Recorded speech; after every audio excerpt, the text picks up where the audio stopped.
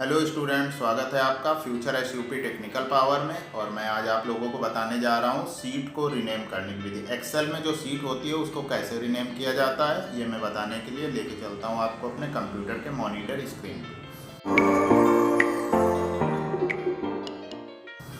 ये आप देख पा रहे हैं, ये हमारे कंप्यूटर की मॉनिटर स्क्रीन है और यहाँ पर MS एक्सेल ओपन है। तो इसकी जो सीट है उस सीट को मैं रीनेम करने की विधि बताऊंगा। तो यहाँ पर ये नीचे सीट दी होती है, ये आप देख पा रहे हैं, ये सीट दी हुई है।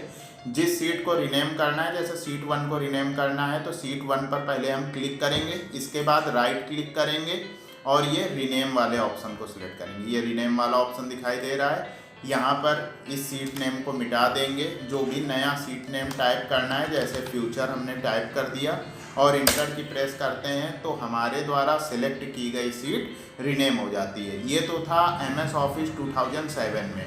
अब मैं आप लोगों को बताने जा रहा हूँ कि MS ऑफिस 2000 में हम कैसे करेंगे।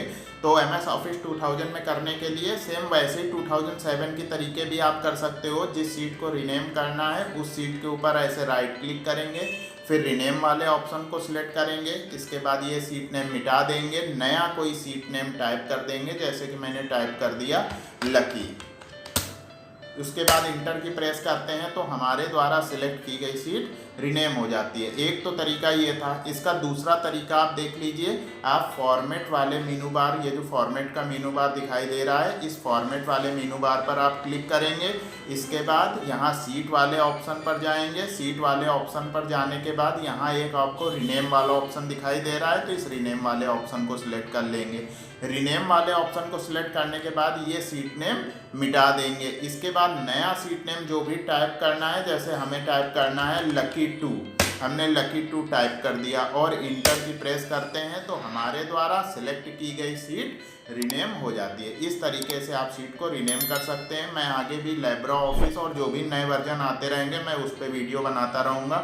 यदि आपको कोई परेशानी हो रही है तो आप हमें कमेंट करके बताइए, मैं उससे भी रिलेटेड वीडियो बनाऊँगा। यदि आप चैनल पर नए हैं तो चैनल को सब्सक्राइब कर लीजिए, वीडियो को लाइक कर दीजिए और ज़्यादा से ज़्यादा वीडियो को शेयर कीजिए, जिससे ज़्यादा से ज़्यादा लोगों को इसका फ़ायदा मिल सके। धन्यवाद।